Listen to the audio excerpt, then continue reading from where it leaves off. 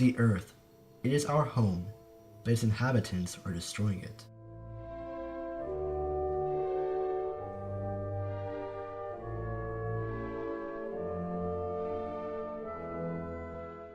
In the early 1800s, by way of westward expansion, Americans were building cities, planting crops, and constructing railroads in the thick forests of North America.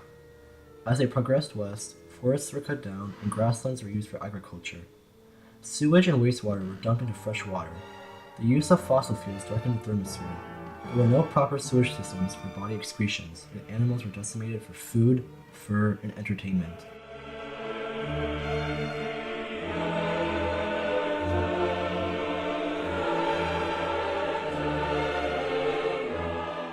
In 1872, Yellowstone National Park, located in Wyoming, became the first national park in the U.S. and in the world.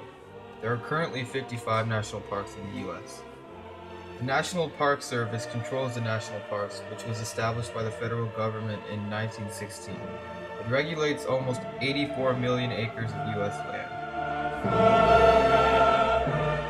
In 1904, President Theodore Roosevelt's love for the environment inspired him to join in supporting the conservation of nature. In 1905, the U.S. Forest Service was created. Roosevelt also formed the National Conservation Commission, which produced the first survey of the country's natural resources. Roosevelt was known as America's first environmental president.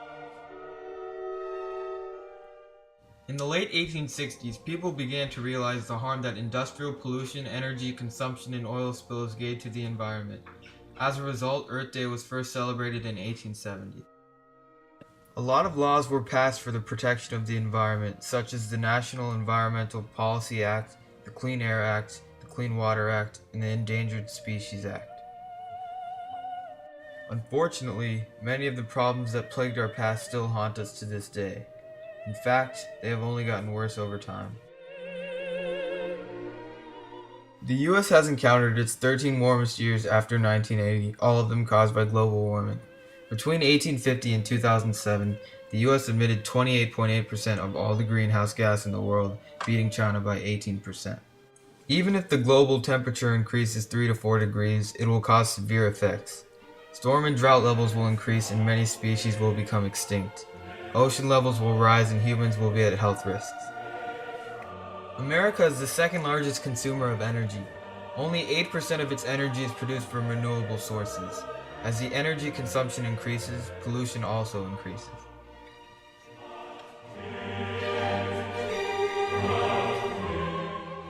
The government has been trying to reduce air pollution in America. Although air pollution is causing some health problems, it has gone through a significant decrease over the past 50 years. If the current rate of deforestation continues, all the rainforests in the world will vanish in 100 years. 12 million hectares of forests are cut down annually. Nigeria lost more than half of its forests in the last 5 years. But what is quite startling is the ignorance in regards to this. Politicians are still questioning the existence of global warming.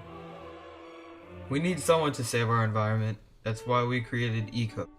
ECO, Environmental Conservation Organization, is a group of students whose mission is to save our home, Earth, so future generations can enjoy our beautiful home the way it's supposed to be.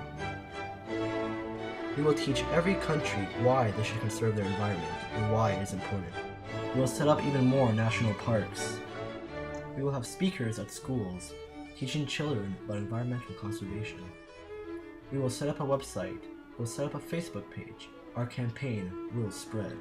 It will gain momentum. Anyone can help, not just the government. As Helen Keller said, "I am only one, but still I am one.